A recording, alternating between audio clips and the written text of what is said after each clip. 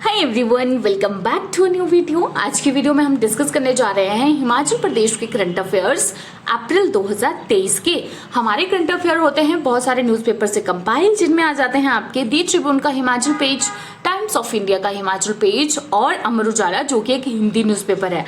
तो चलिए शुरू करते हैं हमारी आज की करंट अफेयर की डिस्कशन को।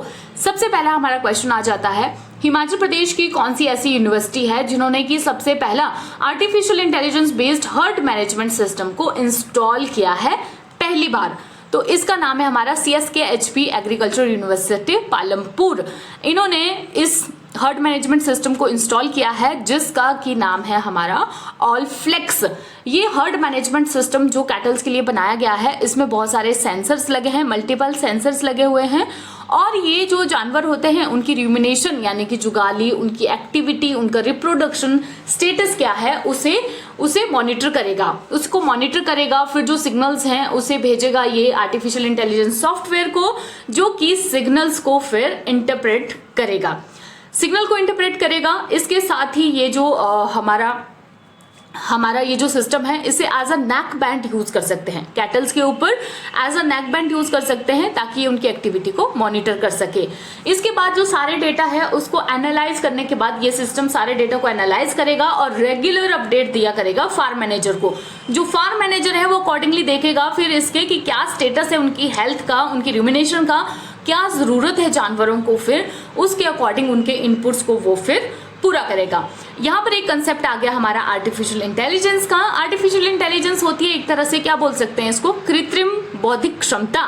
इसमें क्या करते हैं, जो कि रोबोट्स होते हैं, जो कि हमारे प्रोग्राम होते हैं, बिल्कुल ह्यूमंस की तरह बिहेव करते हैं, ह्यूमंस की तरह वो बुद्धि लगाने की कोशिश करते हैं आर्टिफिशियल इंटेलिजेंस में। जैसे कि आप लोगों ने आजकल एक बहुत ज्यादा चला हुआ है चैट जीपीटी का नाम सुना होगा, जो एक चैट बोट है। अगर आप इनके साथ कभी कन्वर्सेशन करोगे ना तो आपको ऐसा लगेगा कि आप एक ह्यूमन बीइंग के साथ कन्वर्सेशन कर रहे हो।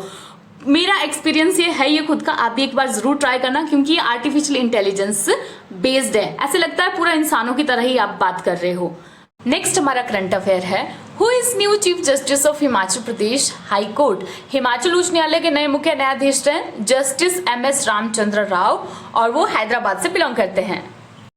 नेक्स्ट हमारा करंट अफेयर है, हिमाचल प्रदेश का कौन सा ऐसा इंस्टीट्यूट है जो कि अभी रोजेस की कमर्शियल कल्टीवेशन को शुरू करने जा रहे हैं। तो ये है हमारा CSIR IHBT पालमपुर। अब ये कमर्शियल कल्टीवेशन रोजेस को करने की क्या जरूरत पड़ी, अगर हम लोग सालाना देखें तो 2 टन ऑफ रोज ऑयल को हम इंपोर्ट करते हैं बाहर के देशों से, जिसकी कुल कीमत होती है 200 करोड़ रुपए। तो इस डिपेंडेंसी को कम करने के लिए कि रोज ऑयल की इस डिपेंडेंसी को कम करने के लिए CSIR IHBT ने ये एक स्टेप लिया है ताकि हम लोग सेल्फ रिलायंट बन सके, अपने ही देश में रोज ऑयल को बना सके। अब रोज ऑयल को बनाने के लिए हमारी जो बेसिक नीड है वो है रोजेस, तो इसके लिए रोजेस की कमर्शियल कल्टीवेशन को किया जा रहा है। तो हिमालयन रीजन में बहुत ज़्यादा पोटेंशियल है कि वो अच्छी क्वालिटी के रोजेस को प्रोड्यूस कर सके। इंपोर्ट को घटाने के लिए बाहर के देशों से इंपोर्ट को घटाने के लिए ये स्टेप लिया गया है।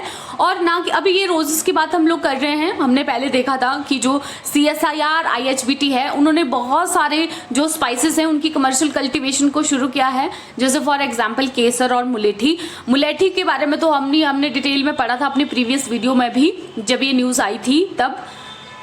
केसर की अगर हम लोग बात करें तो 22 टन जो केसर है उसे हम बाहर के देशों से इंपोर्ट करते हैं, जिसकी कुल कॉस्ट है 184 करोड़ रुपए।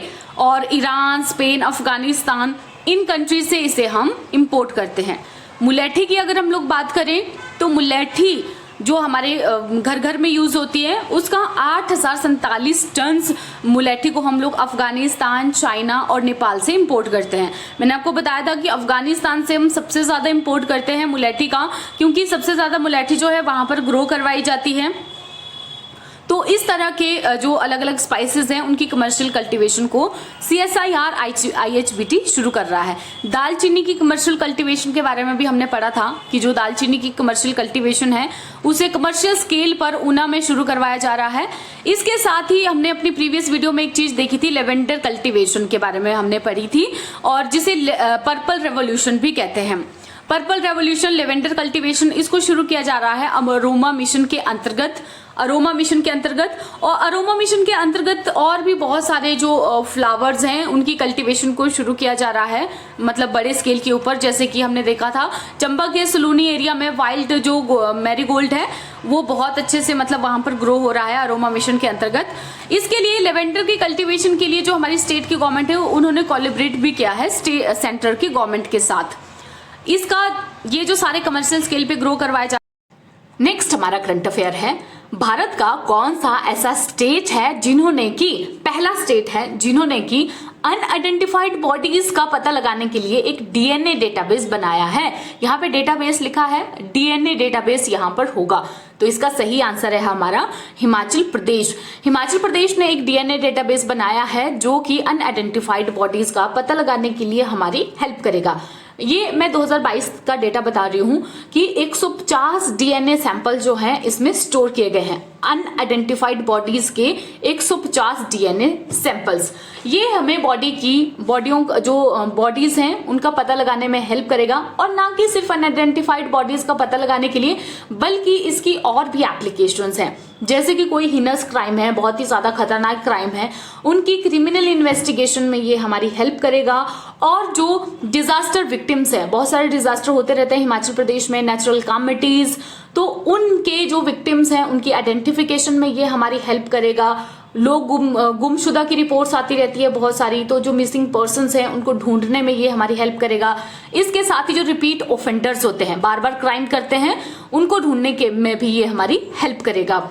इसके साथ ही ये बनाया कहाँ गया है, तो ये बनाया गया है आपके the Directorate of Forensic Services Junga ये शिमला में है, और यहाँ पर ये फोरेंसिक्स की लैब है स्टेट की।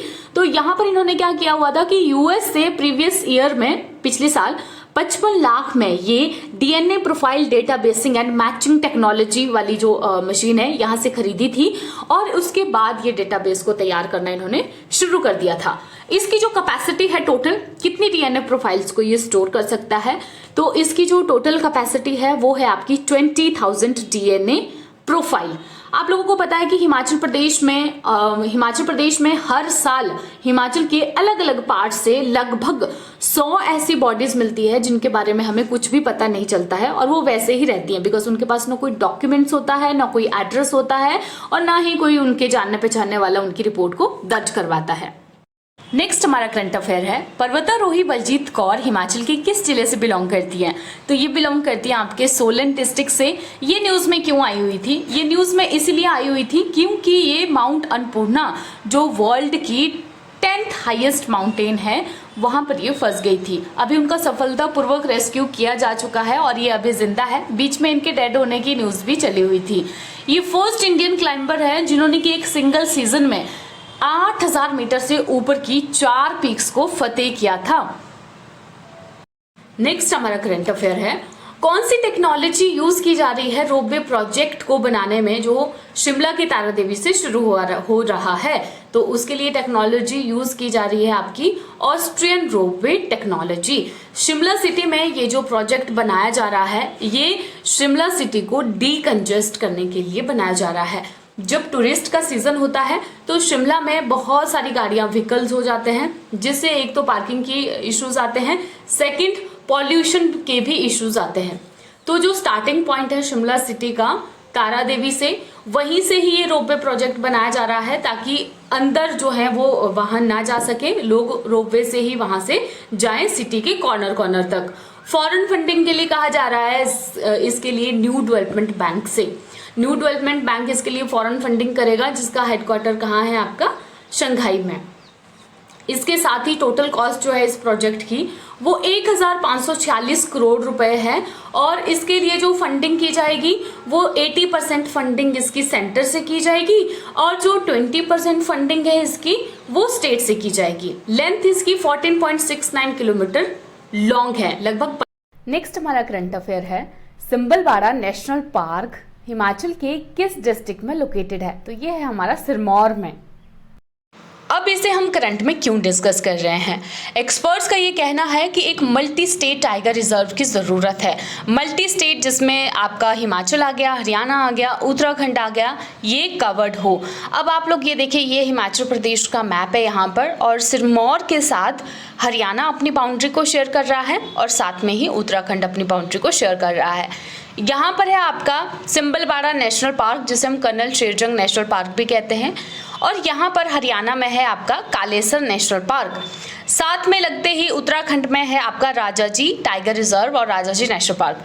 तो अब ऐसा, जब हमने थोड़े दिन पहले एक न्यूज़ देखी थी कि सिंबलबाड़ा नेशनल पार्क में जो टाइगर्स हैं उनकी स्पॉटिंग की गई है, टाइगर्स वहाँ देखे गए हैं। तो ये जो टाइगर्स यहाँ पर आए थे, कहा जा रहा था कि ये जो राजाजी टाइगर रिजर्व है, यहाँ से ये आए हुए थे। ये जो तीनों स्टेट्स हैं ना, यहाँ पर ये एक फॉरेस्ट रिजर्व को शेयर करते हैं। मतलब एक तरह का जो इकोसिस्टम यहाँ पर है फॉरेस्ट का ही है। तो फॉरेस्ट को क्रॉस करके ये टाइगर यहाँ से आया हुआ था सिंबलबाड़ा नेशनल पार्क में। और अब हरियाणा का ये जो कालेसर नेशनल पार्क है, यहाँ पर टाइगर को स्पॉट किया गया है 110 साल के बाद, जो बहुत बड़ी बात है। 110 साल के बाद टाइगर यहाँ पर आया है। और ऐसे ही कहा जा रहा है इसके लिए भी कि ये भी आपका इसी कॉरिडोर से आया हुआ है, यानी कि राजाजी टाइगर रिजर्व से ये हरियाणा तक पहुँचा हुआ है। तो अब क्योंकि टाइगर रिजर्व आप हरियाणा के इस कालेसर नेशनल पार्क में बनाने की नहीं सोच सकते हो, बिकॉज इसका जो एरिया है वो काफ़ी ज़्यादा छोटा है। इसके साथ में लगती हुई एक वाइल्ड लाइफ सेंचुरी भी है, लेकिन उसका भी कोई फ़ायदा नहीं है, बिकॉज वहाँ पे ह्यूमंस की बहुत ज़्यादा इंटरफेरेंस है। तो इसीलिए जो हम एक्सपर्ट्स हैं वो ये कह रहे हैं कि एक मल्टी स्टेट टाइगर रिजर्व होना चाहिए, बिकॉज इस कॉरिडोर से अगर टाइगर्स की मूवमेंट हो रही है और वो आ जा रहे हैं, तो इसका मतलब यहाँ पर इनको एनवायरनमेंट सही लग रहा है अपने लिए। तो उनकी और ज़्यादा ग्रोथ के लिए एक मल्टी स्टेट टाइगर रिजर्व का होना ज़रूरी है। नेक्स्ट है हमारा, हिमाचल का कौन सा ऐसा टाउन है जिसे cradle of Kangra school of paintings के नाम से जाना जाता है? कौन सा ऐसा कस्बा है? तो ये है हमारा हरिपुर। ये न्यूज़ में इसीलिए था बिकॉज जो कांगड़ा डिस्ट्रिक्ट में ये हरिपुर टाउन आता है, जिसे हेरिटेज टाउन ऑफ हरिपुर कहा जाता है, ये नेग्लेक्ट किया जा रहा है बिकॉज इसकी अभी जो हालत है वो बहुत ज़्यादा ख़राब हो गई है। ये ब्यास नदी के किनारे पर सिचुएटेड है और 600 साल पुरानी गुलेर रियासत का ये पार्ट है। इसको मतलब ठीक करने के लिए कोई भी स्टेप्स नहीं लिए जा रहे हैं, जबकि प्राचीन समय में इसकी बहुत ज़्यादा इंपॉर्टेंस थी। 1464 में इसे स्थापित किया गया था और ये वही प्लेस है जहाँ पर कांगड़ा मिनिएचर पेंटिंग्स ओरिजिनेट हुई थी, क्योंकि गुलेर रियासत की ये गुलेर का ये कैपिटल थी उस समय पर, और इसे cradle of Kangra school of paintings भी कहा जाता था। तो उस समय की इतनी इंपॉर्टेंट चीज़ आज बिल्कुल जर्जर कंडीशन में पड़ी हुई है। ये आप यहाँ पर इसकी इमेजेस को देख सकते हो। ऐसा कहा जाता है कि जो राजा थे यहाँ पर, राजा हरिचंद कांगड़ा के, वो एक कुएं में गिर गए थे और अपनी एक यात्रा के दौरान कुएं में गिर गए थे। 22 दिन तक वो नहीं मिले थे। ये न्यूज़ सुन कर के उनकी जो रानियाँ थी उन्होंने खुद को मतलब आत्मदाह कर लिया था, और जब वो कुछ मर्चेंट्स ने राजा को वहाँ से बचाया, आने के बाद ये सारे इंसिडेंट के बाद राजा ने अपने जो छोटे भाई हैं उनको अपना किंगडम दे दिया और अपनी कैपिटल को हरिपुर में एस्टेब्लिश कर दिया, स्थापित कर दिया। लेकिन अब जब पौंग डैम की कंस्ट्रक्शन की गई थी तो बहुत बड़ा पार्ट इस टाउन का महाराणा प्रताप सागर यानी पौंग रिजर्वॉयर के नीचे दब गया। तो ये इस तरह से उसका एक साइड इफेक्ट है पौंग रिजर्वॉयर का, और इसकी कंडीशन भी अब बिल्कुल भी सही नहीं है। तो ये थे हमारे इस हफ्ते के करंट अफेयर, अप्रैल 2023 के लास्ट वीक के करंट अफेयर। आप लोगों को ये वीडियो कैसी लगी कमेंट सेक्शन में अपना फीडबैक ज़रूर दें। पॉजिटिव और नेगेटिव किसी भी तरह का फीडबैक अपना ज़रूर दें। इस वीडियो में आज इतना ही डिस्कस करेंगे हम। जल्दी मिलेंगे एक नई और बेहतरीन वीडियो के साथ।